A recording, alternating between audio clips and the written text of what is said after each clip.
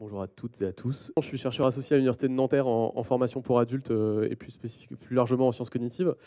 Et j'ai aussi fondé Trendy il y a un peu plus de 3 ans, qui est une société qui propose des innovations pédagogiques basées sur les sciences cognitives.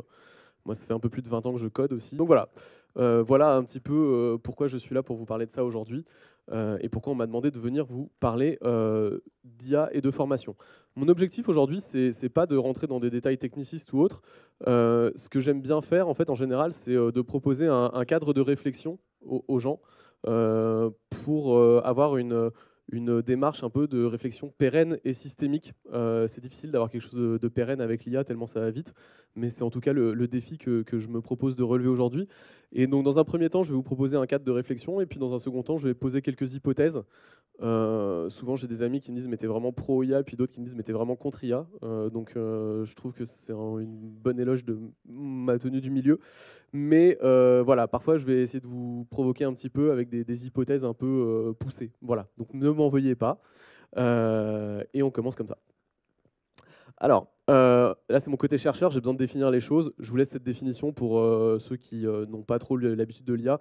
La définition n'est pas forcément très intéressante, c'est pas le but. Je vais profiter de cette slide pour vous demander, est-ce que parmi vous, certains, parce que je ne sais pas qui vous êtes, en fait, on m'a demandé de venir parler de l'IA, mais je ne sais pas qui vous êtes, toujours un peu compliqué. Donc, est-ce que certains parmi vous ont déjà utilisé des IA dans un cadre pédagogique? Est-ce que vous pouvez vous lever, s'il vous plaît? Non, levez-vous, levez-vous. Ok, ok, merci. Est-ce que certains d'entre vous, et parmi ceux qui se sont levés, vous avez déjà utilisé ChatGPT, que ce soit dans pédagogie ou autre? Genre, qui a utilisé ChatGPT dans sa vie? Levez-vous, s'il vous plaît. Ah, il y en a un peu plus. Ok. Merci, vous pouvez vous rasseoir. Et qui a déjà utilisé une IA dans sa vie? Là, normalement, vous devez tous vous lever, hein. Non, mais c'est juste post-déjeuner pour vous faire bouger un petit peu. Voilà. Ok, donc finalement assez peu en pédagogie, donc on va parler de ça. Juste, on fait un petit point sur l'IA de manière globale. L'IA, elle fait bien deux choses. Elle fait bien de la classification et elle fait bien de la prédiction. Donc si globalement dans vos métiers, il y a des tâches de classification ou de prédiction, c'est quelque chose que l'IA peut vous aider à faire mieux et plus rapidement. L'être humain garde certaines compétences, on va dire, entre autres tout ce qui est lié à la planification, à la mémorisation à long terme, à la contextualisation par rapport à l'environnement. Ce genre de choses, l'IA n'est pas encore très bonne. Par contre, si dans votre métier, il y a des tâches de classification et de prédiction, ça peut vous aider ou ça peut vous remplacer. Pour ça, elle a besoin de données. Et là où elle n'est pas bonne, c'est quand elle n'a pas beaucoup de contexte. D'accord ? L'IA, aujourd'hui, elle est un peu déconnectée du monde réel. Elle n'arrive pas à modéliser la physique du monde réel. Et donc, tant qu'on n'arrive pas encore à intégrer des IA dans des robots qui vont pouvoir marcher et déambuler dans le monde réel, elles vont manquer de contexte. Et on y reviendra par la suite. Donc, cette slide, c'est vraiment juste une petite introduction de base pour rappeler en fait en quoi l'IA peut être utile et quelles sont ses limites. OK ? On va rentrer dans l'aspect pédagogique des choses. Si certains d'entre vous, justement, sont des pédagogues ou autres, vous connaissez sûrement le triangle de Husserl, qui a un peu plus de 30 ans maintenant, et qui dit que dans toute situation pédagogique, il y a globalement 3 acteurs, que sont l'apprenant, le formateur et le savoir. Et ce qui m'intéresse là-dedans, c'est que ça permet en fait de penser l'utilisation des IA pédagogiques. Je le mets volontairement au pluriel, vous allez comprendre pourquoi, et pas au singulier, parce que c'est une approche fonctionnelle qui nous permet de penser les choses de manière un petit peu plus comment dire, carrée, et en même temps qui nous permet de choisir comment on oriente les expérimentations pédagogiques qu'on va vouloir faire.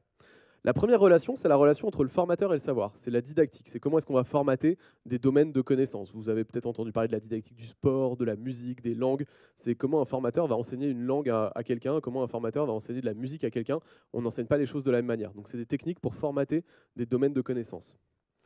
La relation entre le formateur et l'apprenant, c'est ce que tout le monde connaît, c'est la pédagogie, comment je vais accompagner une motivation, comment je vais accompagner un groupe. Voilà, assez classique. Et est-ce que quelqu'un sait comment on appelle la dernière relation entre l'apprenant et le savoir?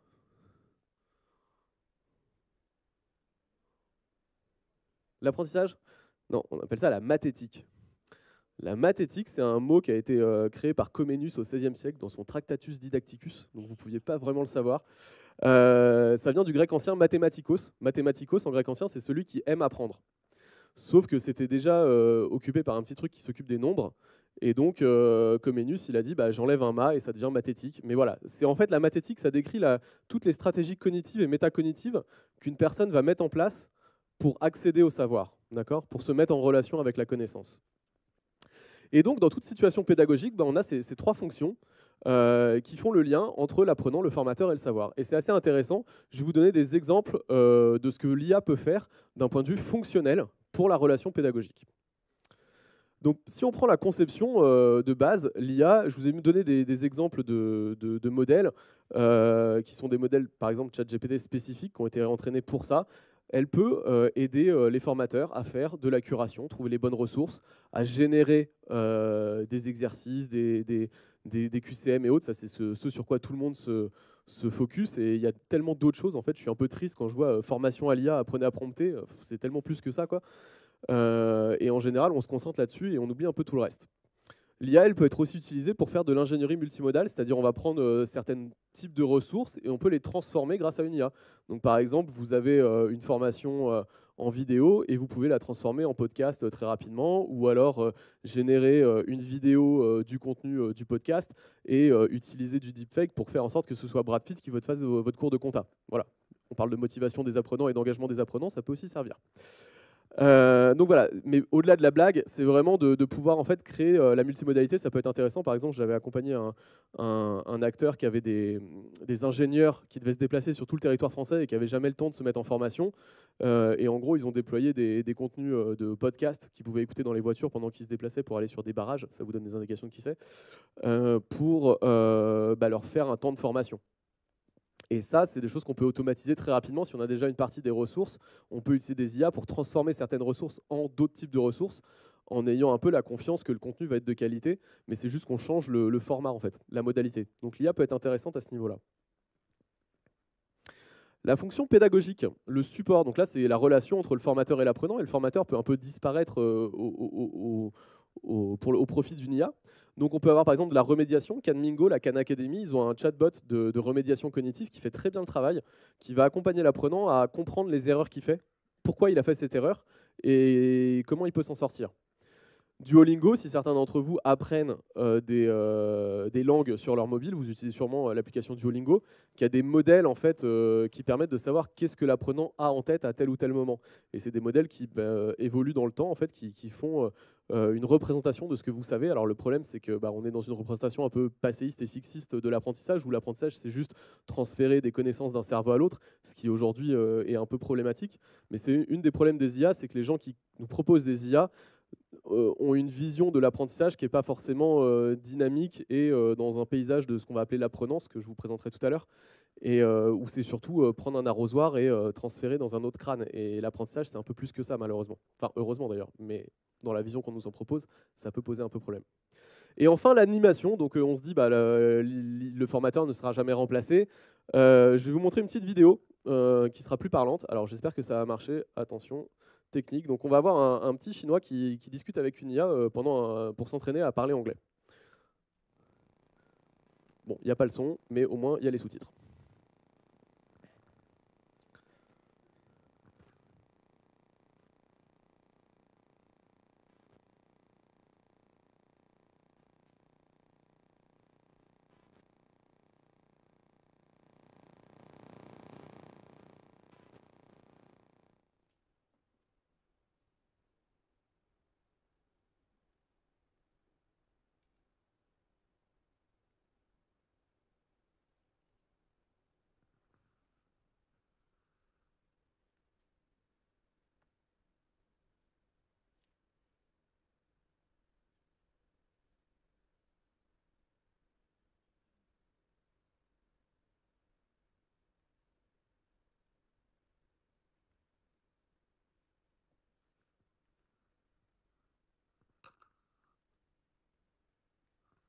Voilà. Donc, c'est dommage qu'il n'y ait pas eu le son, mais, parce qu'on voyait un peu l'excitation dans la voix du petit garçon. Mais il y a plusieurs choses intéressantes à ça. Donc aujourd'hui, ce n'est pas une IA de formation, c'est un compagnon IA, mais on peut déjà voir qu'il peut y avoir une interaction assez naturelle entre ce type d'avatar et des personnes qui sont dans des phases d'apprentissage. Et le petit garçon, quand on voit et qu'on écoute la vidéo, en fait, il en a rien à faire que ce soit un avatar, quoi. Il a vraiment une interaction très naturelle avec cette personne, avec cet avatar. On voit aussi qu'il y a quelques petits temps de latence sur l'avatar, donc elle met du temps à répondre. Ça, c'est parce qu'il y a encore les données qui sont envoyées au serveur, mais on travaille de plus en plus sur des modèles qui sont de plus en plus légers, qu'on va pouvoir intégrer dans les téléphones, et la latence va disparaître, ça va devenir de plus en plus naturel. Et un autre point de cette vidéo qui est intéressant, tout à l'heure je vous parlais du contexte, les IA ont du mal à trouver le contexte, et là c'est pareil, elle dit « Ah, je ne comprends pas de quoi tu me parles, est-ce que tu peux me donner un peu plus de données ?» Il lui explique, et bam, elle retrouve de quoi il parle. Et ça, de plus en plus, il y a ce qu'on appelle du zero-shot learning qui permet aux IA en fait, d'avoir besoin de moins en moins de contexte pour comprendre directement ce dont on parle. Donc aujourd'hui, moi, il y a cette conférence, je la donnais déjà il y a à peu près 6 mois. Et il y a 6 mois, j'ai dit, enfin même en octobre dernier, je disais ça va prendre 1 ou 2 ans. 4 mois plus tard, il y a ça qui est sorti. Voilà. Donc j'étais un peu surpris, mais effectivement, ça avance. Et enfin, la fonction mathétique, c'est l'individualisation, comment on va accompagner l'apprenant dans son rapport au savoir. Donc, on peut par exemple utiliser des tests pour, ou surveiller l'activité de l'apprenant pour savoir quel est son profil, comment il se comporte par rapport à l'apprentissage, quelle est sa relation à l'apprentissage, et l'accompagner, l'aider, le soutenir dans sa métacognition et dans ses activités réflexives. On peut aussi accompagner l'orientation. Donc là, c'est encore un petit peu difficile pour les IA parce que justement, encore une fois, le manque de contexte. Et on y reviendra tout à l'heure. C'est difficile de savoir d'où vient la personne, quel est son passé, quels sont les éléments du marché qui vont évoluer, quels sont ses intérêts. En fait, il faut combiner tout ça. Et aujourd'hui, c'est pour ça qu'on a aussi des professionnels de l'orientation qui font le travail et que les IA ont parfois un petit peu du mal, mais il y en a qui commencent à apparaître comme Orient-IA. Donc voilà, l'idée c'était de vous donner cette petite triade de réflexion pour appréhender les problématiques d'IA que vous pourriez avoir, d'imaginer en fait l'aspect fonctionnel de l'IA à la fois didactique, pédagogique et mathétique. Et donc si par exemple vous montez des programmes de formation ou autre, ça peut vous permettre de questionner où est-ce que je place une IA, à quel endroit et dans quelle fonction en fait. Voilà, et ce triangle il ne va pas disparaître d'ici 6 mois, c'est vraiment un cadre de réflexion assez puissant. Maintenant, on va s'intéresser, maintenant qu'on a vu les relations fonctionnelles, on va s'intéresser un peu aux acteurs de ce triangle. Je vous épargnerai le savoir, on va se concentrer sur les apprenants et les formateurs. Et donc, c'était un peu le titre qui était inscrit dans le programme, des compétences des apprenants et de la posture des formateurs. Je vais axer, c'est là, c'est le moment où je vais être un peu provocateur de dire est-ce qu'il y a encore besoin d'apprendre? Parce que c'est une des questions qui se posent en fait, mais cette question elle est provocatrice, mais en réalité elle va se poser de plus en plus. Et vous allez voir pourquoi par la suite.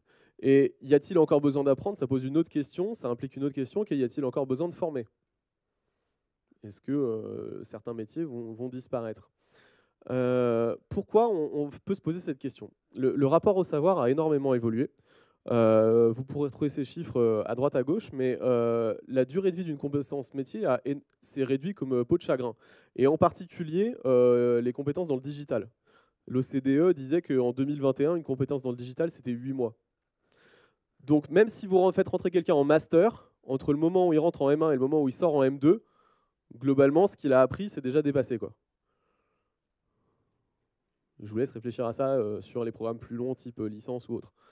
Donc s'il n'a pas la capacité à apprendre par lui-même, et s'il est juste venu chercher du contenu, ou si on lui offre juste du contenu, ce contenu il est déjà dépassé quand il a fini sa formation. Et un autre point, c'est que depuis... alors on fait ça depuis le début de l'humanité, hein, c'est ce qu'on appelle la mémoire transactive, c'est l'idée de déporter une partie de ses connaissances à l'extérieur de soi. Hein, les livres sont des mémoires transactives, les caves préhistoriques sont des mémoires transactives où on laisse une partie de soi à l'extérieur. Mais avec l'arrivée du numérique, ça a empiré, ça a progressé de manière exponentielle. Et donc on voit qu'en 86, il fallait avoir à peu près 75% des connaissances nécessaires pour faire le travail, il fallait l'avoir en tête, alors qu'en 2006, il ne faut plus que 9%. Et donc ça, c'était en 2006. Donc aujourd'hui, on est en 2024. Et ça pose un gros problème qui est de savoir comment on construit sa pensée. Si on délègue de plus en plus les connaissances à l'extérieur de soi, il y a un moment où on n'a même plus suffisamment de connaissances pour construire une pensée, pour construire un raisonnement. Et le problème qu'on voit aujourd'hui, c'est qu'il y a beaucoup de personnes qui disent ah bah je suis compétent, j'ai ChatGPT qui peut faire qui peut répondre à la question à ma place. Sauf qu'une compétence, on va le voir, ça se travaille, c'est autre chose. Donc premier point, le rapport au savoir. Second point, le rapport à l'autonomie. Ça, c'est une recherche qui est sortie ce mois-ci dans un article de recherche, donc je suis assez content de l'avoir trouvé à temps. Il y a des enseignants à la fac qui ont donné un assistant d'IA à leurs étudiants, à 1600, plus de 1600 apprenants, donc c'est déjà une belle étude, pendant un mois. Et après, ils ont réparti les 1600 étudiants en 4 groupes distincts. Certains, ils leur ont donné une IA et en leur donnant des pratiques de régulation, de comment on fait pour réfléchir à ces apprentissages, etc. Et d'autres, ils n'ont pas donné d'IA et pas donné de pratiques de régulation. C'est une matrice, hein, c'est avec, sans, sans. Voilà, c'est classique. À votre avis, qui a eu le meilleur taux de performance parmi les 4 groupes? Avec IA et avec régulation? Ouais, bon, tout le monde dit tout, quoi. Le premier, c'est avec IA sans régulation. Donc en gros, quand il y avait l'IA, il y avait le meilleur taux de performance. Point. Le deuxième, c'est sans IA avec régulation, qui atteignait quasiment le même niveau de performance. Ensuite, IA avec régulation, et le dernier, sans IA sans régulation. Qu'est-ce que ça nous dit? Ce qui est intéressant, c'est de voir que, en fait, finalement, en ayant une pratique de régulation, on peut avoir quasiment le même niveau de performance que si on utilisait une IA, mais que globalement, en fait, les élèves se sont reposés sur l'IA. Enfin, ils ont eu tendance à se laisser aller et à se reposer sur l'IA pour avoir une meilleure performance. Et donc, ça pose la question de l'autonomie. Pourquoi avec IA et avec régulation, ça arrive en troisième? C'est parce que, ça, en fait, gérer les deux faisait une surcharge cognitive qui a fait baisser le niveau de performance des étudiants, en fait. Donc, c'est soit l'un, soit l'autre, mais pas les deux. Voilà. Et c'est un peu une tendance naturelle de l'être humain d'aller au plus simple. Donc avoir une pratique réflexive qui nous interroge sur où on en est, qu'est-ce qu'on veut faire, quelles sont mes difficultés, comment je les travaille, qu'est-ce que je mets comme action pour remédier à ça, etc. Ça demande beaucoup d'efforts. Alors qu'utiliser une IA pour répondre à ces questions-là, ou pour faire le travail en tout cas, c'est quand même beaucoup plus facile. Et donc ça pose la question de l'autonomie de l'apprenant sur le long terme. Et dernier point, le rapport à la compétence. On y arrive enfin. Je construisais un petit peu les choses avec le rapport au savoir et le rapport à l'autonomie. Il y a beaucoup de définitions de la compétence et je ne vais pas m'amuser à essayer de trouver quelque chose qui correspond à tout le monde. J'ai juste découpé en deux parties. La compétence, globalement, il y a une fonction productive. Quand je mets en place une compétence, je veux arriver à obtenir un résultat. Et en même temps, il y a une fonction formative, constructive. Quand je mets en jeu ma compétence, j'ai des retours qui me montrent comment je peux m'améliorer, etc. Le problème, c'est quand on commence à avoir des IA qui se deviennent extrêmement compétentes, en tout cas pour certaines tâches, attention. Et qu'en est-il en fait de la performance humaine? Comment est-ce qu'on les compare? Donc, quelle norme sociale on veut de performance? Quelle norme sociale de compétence en fait? Et donc, est-ce que ça pose pas un risque de stagnation pour l'individu de se dire, bah, de toute façon, j'ai perdu la course avant de l'avoir commencé, ça sert à rien que je me forme? Moi, j'ai déjà rencontré des apprenants qui m'ont dit, bah, moi, j'ai fini mes études, j'ai plus besoin d'apprendre, quoi. C'est un peu problématique. Quand on est dans une société cognitive d'apprentissage tout au long de la vie, ça pose des questions, quoi. Et pour exemplarifier ça, j'ai trouvé un article qui est assez intéressant. En 2016, il y a des chercheurs qui ont été interrogés, des chercheurs en IA, qui ont été interrogés sur combien de temps il faudrait, d'après eux, à une IA pour réaliser ces tâches-là. Donc, par exemple, StarCraft, c'est un jeu de vidéo où il faut faire de la planification. Traduire à un niveau amateur, assembler des Lego, etc. Donc il y a eu près de 350 chercheurs qui ont dit depuis 2016, il faudra 6 ans pour qu'une IA arrive à battre un humain à StarCraft. Il faudra 8 ans pour qu'une IA puisse traduire avec un niveau considéré comme amateur. Voilà. À votre avis, qu'est-ce qui s'est passé? Dites-le plus fort parce que je ne vous entends pas. C'est plus court, oui. C'est beaucoup plus court. Je vous ai mis en face, je suis allé chercher en fait des modèles d'IA qui avaient réussi à faire cette tâche, qui ont été démontrés. Alors j'ai un peu triché sur la fin, regardez pas trop, mais en tout cas au début, effectivement, on voit que par exemple pour la traduction de niveau amateur, en 2017, il y avait déjà DeepL qui était sorti. Si certains de vous utilisent ce logiciel, ils savent que c'est un niveau quand même de traduction qui est un peu plus qu'amateur, quoi. Et voilà, par exemple Tesla a sorti un camion qui est automatique et qui permet de conduire, donc qui remplace un chauffeur de camion 6 ans après, donc en 2022. Brickit, par exemple, c'est une petite application. On peut prendre une photo d'un tas de Lego et ça nous dit ce qu'on peut construire avec. Voilà, plein de choses comme ça. Alors j'ai un peu triché sur la fin, écrire un New York Times best-seller, j'ai mis ChatGPT en face. Bon, vu la production de ChatGPT, on est d'accord que ça écrit pas un New York Times best-seller à chaque fois, mais en 2016, on ne s'imaginait pas, à mon avis, avoir une IA capable d'écrire un texte aussi correctement français ou dans n'importe quelle autre langue, seulement 6 ans plus tard. Donc, en fait, ce qui est intéressant de voir là-dedans, c'est qu'on a toujours tendance à sous-estimer, même les spécialistes du domaine ont tendance à sous-estimer la vitesse à laquelle les choses changent. Et donc, le rapport à la compétence est à interroger, parce que justement, encore une fois, il y a combien d'êtres humains qui sont en capacité de réinventer leurs compétences, de se remettre à jour aussi rapidement? Ça devient difficile. Ça vient toucher à des choses très personnelles, de confiance en soi, d'estime de soi, qui vont être en jeu dans une société qui est déjà pas forcément très à l'aise sur ces questions-là. Donc, moi, je fais que vous poser des questions, hein. Vous repartez avec des questions, je suis content. Je ne vous donne pas forcément de réponse. Voilà. Je fais des constats à droite à gauche et j'essaie de les mettre dans un ensemble cohérent pour que vous puissiez réfléchir par vous-même. Si on passait au formateur maintenant. Voilà, donc là, c'est le moment où on commence un peu à flipper. Parce que je vais vous montrer une petite vidéo de robot. Est-ce que certains savent quel est ce robot? Est-ce qu'ils le reconnaissent? Il s'appelle Atlas. Donc c'est son évolution depuis à peu près 10 ans.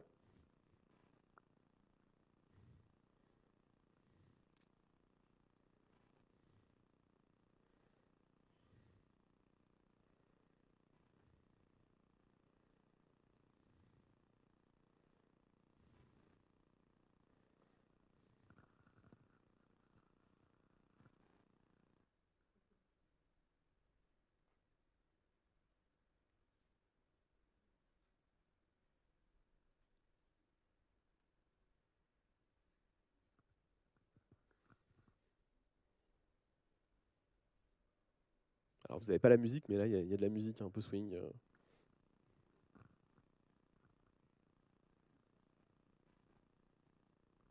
Et on peut voir Spot, le petit robot jaune. Là, c'est un robot qui s'appelle Spot, qui est beaucoup utilisé en industrie pour faire de la reconnaissance automatisée de fuites, de besoins de maintenance, etc.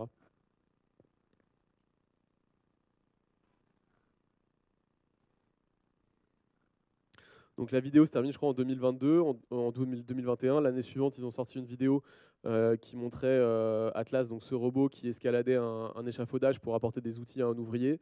Et là, cette année, ils l'ont mis à la retraite et ils viennent de sortir la semaine dernière un nouveau robot, enfin la nouvelle génération de ce robot-là, avec une tête beaucoup plus socialement acceptable, on va dire ça comme ça.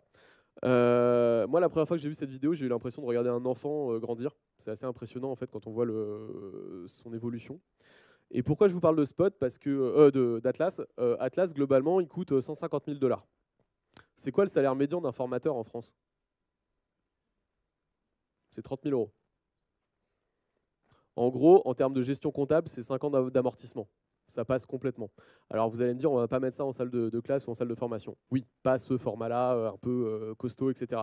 Mais encore une fois, je viens de vous dire, la semaine dernière, ils ont sorti la nouvelle version qui est déjà beaucoup plus fine, beaucoup plus acceptable, etc. Donc, qu'est-ce que j'ai fait pour un peu... là, je ne vais pas juste vous montrer des vidéos de robots et jouer sur vos émotions. Je suis allé prendre le titre RNCP de formateur professionnel et j'ai regardé ce qu'une combinaison entre robot et IA pouvait faire ou ne pas faire. D'accord? Donc, formateur professionnel d'adulte, titre RNCP. Au début, on doit concevoir et préparer une formation.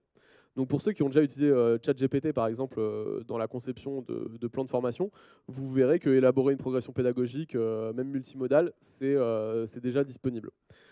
Concevoir un scénario pédagogique en intégrant la multimodalité et pour accompagner les individus et des expériences d'apprentissage et d'évaluation en intégrant la multimodalité, j'avais mis en orange il y a quelques mois, il faudrait que je mette à jour mes slides, mais ça demande un peu de contexte, mais pour comprendre les problématiques, bon, même les ingénieurs pédagogiques humains parfois ne font pas d'études de population avant de proposer des solutions pédagogiques. Oui, ça arrive, je vois des regards, mais ça arrive. Il y a des questions qu'on appelle le budget, parfois qui arrivent. Mais on peut demander à une IA de faire ça.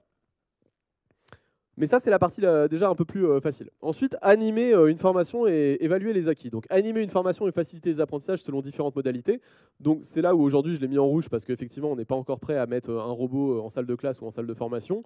Mais d'ici quelques années, potentiellement, ça pourra arriver. L'arrivée de la robotique dans le monde vernaculaire, on va dire, c'est estimé à 2027-2030. Je ne sais pas si vous avez pu passer des vidéos des robots de Tesla, de SoftBank Electronics. Enfin, aujourd'hui, il y a un marché business qui va être assez énorme à ce niveau-là. Et donc, il y a beaucoup d'investissements de ce côté-là. Donc, on pourrait imaginer d'ici peu une animation faite par robot. Vous avez déjà vu tout à l'heure l'avatar électronique avec lequel le petit chinois interagit. Donc déjà, en animation à distance, c'est déjà possible. Évaluer les acquis de formation des apprenants, bah ça on a vu que c'était possible aussi de faire des quiz et d'évaluer la qualité des rendus. Remédier aux difficultés individuelles d'apprentissage. Bon, accompagner, par exemple, tout à l'heure je vous ai parlé de CanMingo, qui est un chatbot de remédiation cognitive. Donc déjà, ça, on peut le faire à grande échelle sans trop de soucis. Accompagner les apprenants en formation dans leur parcours. Ce qui est difficile là, dans cette phrase, c'est le côté parcours. C'est encore une fois, c'est de prendre le contexte de l'apprenant, d'où il vient, où est-ce qu'il va, qu'est-ce qu'il rencontre comme difficulté, etc. Ça, les IA ont encore un peu de mal à le prendre en compte. Et c'est pareil pour le développement professionnel des apprenants. Vers quoi tu veux aller, comment on va t'accompagner, quelles sont les compétences qui te manquent. Mais il y a des briques de plus en plus qui se mettent en place.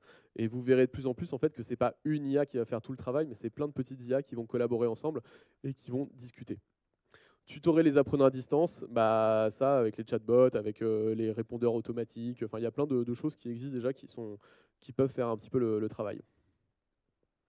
Et enfin, avoir une démarche de qualité et de responsabilité sociale en faisant respecter la réglementation en vigueur. Alors ça, c'est intéressant parce que les premières IA qui sont sorties, même en 2016, qui ont été mises en place sur le marché, c'était principalement des IA légales, puisque ces IA-là se reposaient sur plein de textes, et dans la législation, on adore écrire, et donc il y avait déjà plein de matériaux pour entraîner ces modèles. Donc tout ce qui est lié à la légalité, les IA sont très bonnes, et il y avait déjà des IA avocats qui avaient été déployés au Japon en 2016-2017 pour travailler sur des procès liés à des contraventions, des choses comme ça.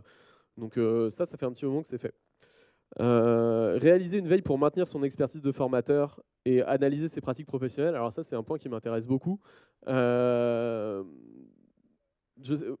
vous, Tesla, c'est une entreprise de quoi? Ils font quoi, Tesla? Ils font des voitures? Non. Tesla, c'est une entreprise de données, en fait. Tesla, c'est une entreprise de données parce que en fait, toutes les nuits, leur voiture, elle renvoie des données au serveur qui les analyse, qui améliore leur modèle et qui ensuite envoie des updates aux voitures pour les améliorer. Et c'est vraiment le cœur de leur valeur en fait, ajoutée à Tesla. Au-delà d'avoir des voitures électriques que d'autres fabricants, comme même Huawei, commencent à déployer. C'est vraiment toute l'ingénierie de data qui fait la valeur de l'entreprise. Et en fait, on peut très bien imaginer une flotte de robots formateurs qui pourraient faire ça. Vous entendez tous parler des GPT, ce qui est une architecture d'IA, mais il y a d'autres architectures d'IA comme les GAN ou voilà, des réseaux de neurones adversifs qui permettent en fait de faire travailler plusieurs IA l'une contre l'autre pour qu'elles s'améliorent. L'une propose un résultat et l'autre lui dit ah bah non tu t'es planté, ah bah non c'est bien, et donc ça renforce la première IA. Et donc on pourrait imaginer par exemple plein de robots qui font plein de petites expérimentations pédagogiques chacun dans leur salle de classe tous les jours, et puis la nuit ils se concertent entre eux en disant ah t'as fait quoi toi, t'as eu quoi comme résultat, et donc d'améliorer petit à petit en redéployant les patchs pédagogiques. Bon là je pousse un peu le trait, hein, mais honnêtement c'est vraiment pas inenvisageable, hein.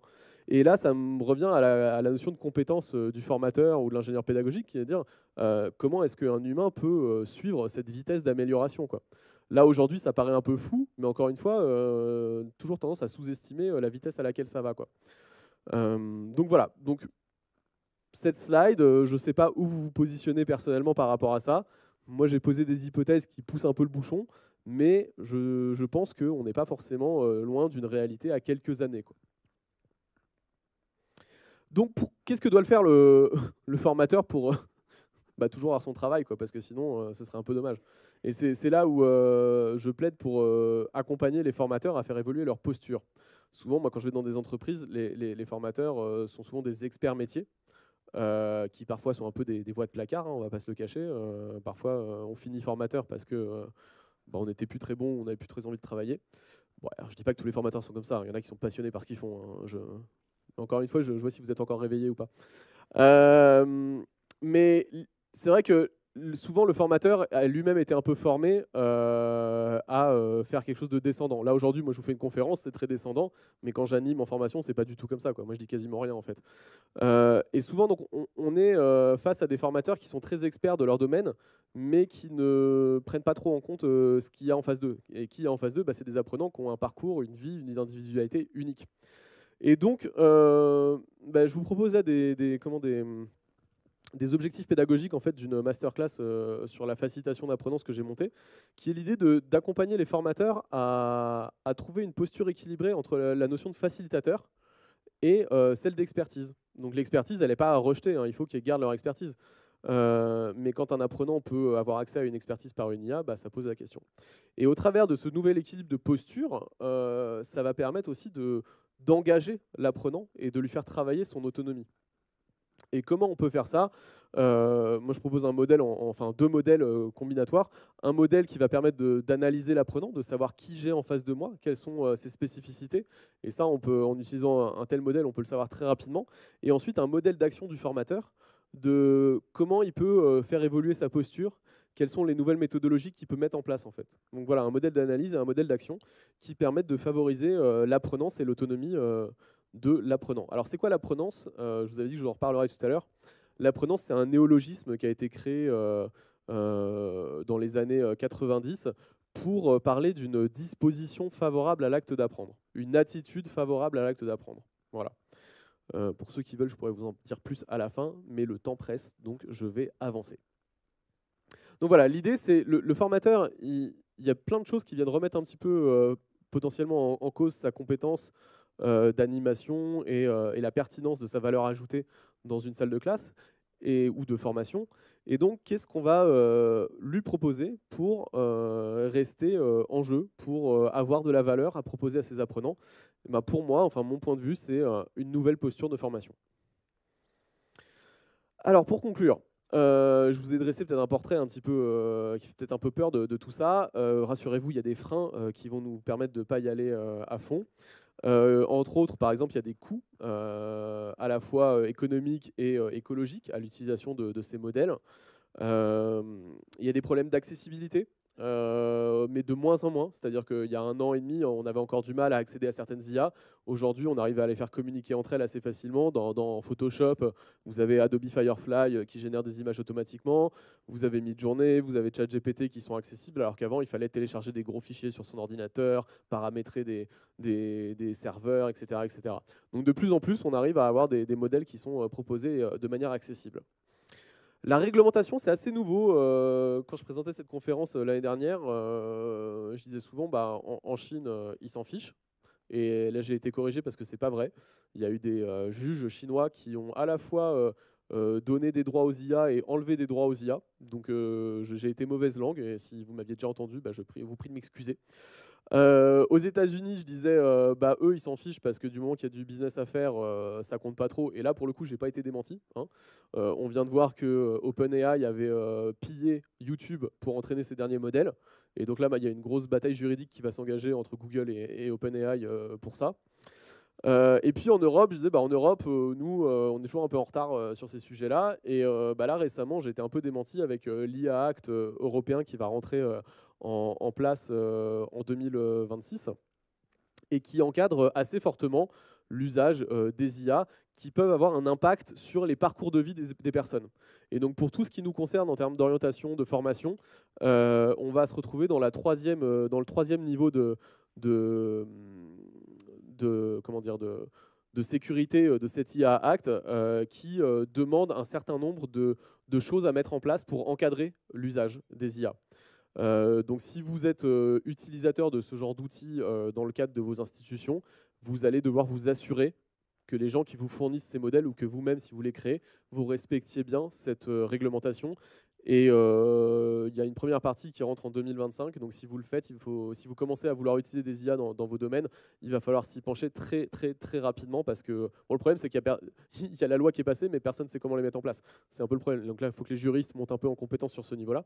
Mais si jamais vous voulez déployer des programmes d'IA, il va très falloir sérieusement porter attention à ça pour être en accord avec la loi.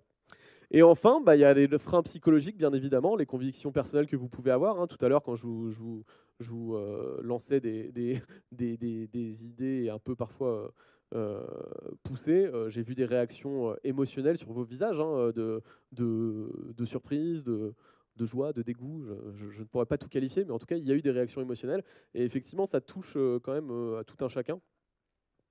Donc, il peut y avoir ces freins psychologiques qui nous empêchent de déployer des modèles, ou peut-être des convictions écologiques aussi. Mais par exemple, l'inertie des acteurs. Moi, récemment, j'ai assisté à une conférence de fournisseurs de LMS qui intègrent tous des modules d'IA dans leur offre. Et on leur a demandé, mais quid de l'ingénieur pédagogique? Est-ce qu'il va disparaître ou pas? Et alors, la réponse un peu langue de bois, c'était non, ça va être du travail main dans la main. Voilà. Et puis le lendemain, je voyais un article d'un grand groupe international qui licenciait 700 salariés du service support parce que le chatbot faisait mieux le travail. Il répondait à 36 langues H24. Il y avait 56% de demandes secondaires de support en moins. Et environ les 700 personnes, ils ont fait 40 millions d'économies. Même pas d'économies, ils ont réalisé 40 millions de chiffre d'affaires en plus parce que les chatbots au service support arrivaient à vendre des produits aux clients qui demandaient des services du soutien support. Donc, je ne sais pas où on en sera en termes de formation et d'éducation, mais on sait tous qu'on a des contraintes économiques importantes et puis le gouvernement vient de réduire les assiettes pour l'année prochaine. Donc, voilà, il va y avoir des choix qui vont devoir être faits. Et je connais certains acteurs publics qui avaient dit « nous, l'IA jamais » et qui, 6 mois plus tard, confiaient la conception de leur support pédagogique aux IA. Pour l'instant, il les faut encore relire à des formateurs, mais pendant combien de temps, je ne sais pas. Donc, qu'est-ce qu'on peut faire aujourd'hui? Je vous invite déjà à prendre conscience des capacités, des limites des modèles. Donc, si vous n'avez jamais utilisé ChatGPT, si vous n'êtes pas levé tout à l'heure, allez-y, juste testez, essayez. Ça ne va pas être très compliqué. Vous allez sur ChatGPT, vous n'avez même pas besoin de prendre un compte payant, mais déjà, essayez. Et quand je dis ChatGPT, vous avez compris tout à l'heure que pour moi, ça ne se limite pas à ça. Hein. Il y a plein d'autres choses, hein. Même au-delà de la création d'images. Il n'y a pas que les IA génératives, il y a plein d'autres IA qui existent. Ne pas adopter les IA dans une optique de rentabilité financière, c'est exactement ce que je disais juste avant. Parce que ça va atténuer certains coûts, par exemple en termes d'ingénierie, mais ça va aussi potentiellement faire exploser d'autres coûts. Par exemple, si vous mettez vos IA de support à disposition des apprenants, c'est là où l'aspect triadique fonctionnel est intéressant. C'est-à-dire que pour l'aspect didactique, oui, ça va réduire les coûts, mais pour l'aspect pédagogique, ça risque de les faire exploser, parce que si vous devez mettre à disposition des modèles qui s'adressent à chaque apprenant et que vous êtes le Greta et que vous avez 40 000 apprenants, en termes de coûts, ça va avoir un impact. Hein. L'IA, dans tous les cas, vous la payez. Soit vous la payez à des serveurs privés, OpenAI, Microsoft, Google, etc. Soit vous la payez parce que vous déployez vous-même des serveurs et que vous utilisez des modèles open source, mais qu'il faut mettre en place, etc. Donc dans tous les cas, il y a un moment où on va payer.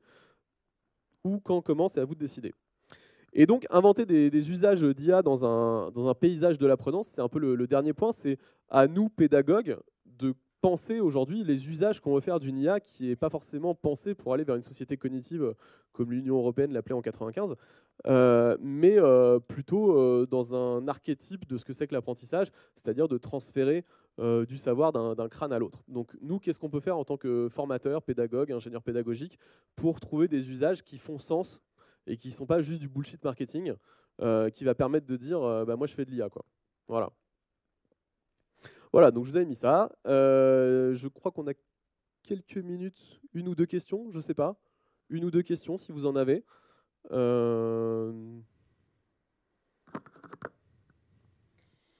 a-t-il des questions dans la salle? Alors soit vous êtes tellement choqué de tout ce que je vous ai dit que vous n'avez pas de réaction. Si, là-bas.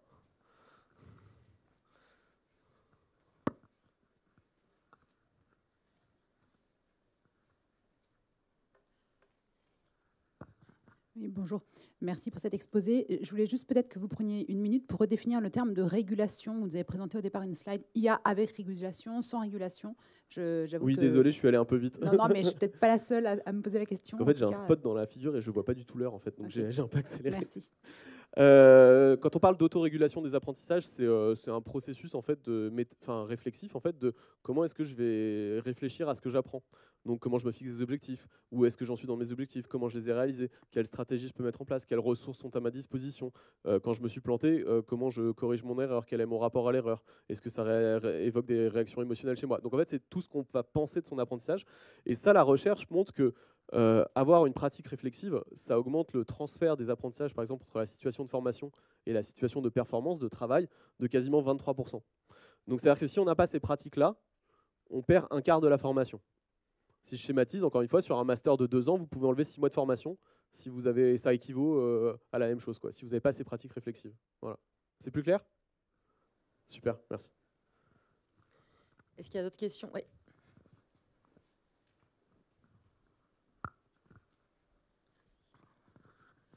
Merci pour votre présentation. J'ai une question un peu compliquée à formuler. Comment est-ce que les référentiels de formation, de certification prennent en compte justement l'IA dans la mise en place justement de ces certifications-là? Parce que j'ai l'impression que d'un côté, on est en train d'en parler par rapport aux pratiques, justement métiers, sur le côté opérationnel. Mais est-ce que de l'autre côté, il y a quelque chose qui est anticipé? On commence un master sur 2 ans, enfin voilà, master 2, on le commence, on a à peine commencé que ce qu'on est en train de voir et ce qu'on doit voir est déjà obsolète ou quasi obsolète.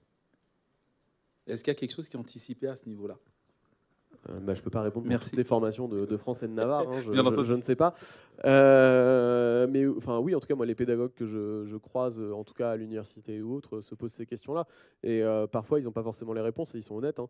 C'est-à-dire que là, on est un peu en train de construire la voiture pendant qu'elle roule, quoi. On va être honnête. Hein. C'est un peu un exercice d'équilibriste. Maintenant, oui, l'IA, elle n'est pas forcément pensée juste pour le métier final. Elle est aussi pensée dans l'utilisation pédagogique qu'on en fait. J'ai pas mal accompagné ces derniers temps des acteurs du monde agricole. Et effectivement, ils réfléchissent à la fois à l'impact de l'IA, de la robotique dans le monde agricole en tant que métier. Donc il faut aussi former les gens, pas forcément à savoir coder une IA, c'est pas l'objectif, hein, mais de savoir gérer des IA. Donc ça, c'est aussi un nouvel objectif pédagogique qu'on peut ajouter à nos formations. Et eux-mêmes, en tant qu'organismes formateurs, se posent des questions sur comment ils les intègrent.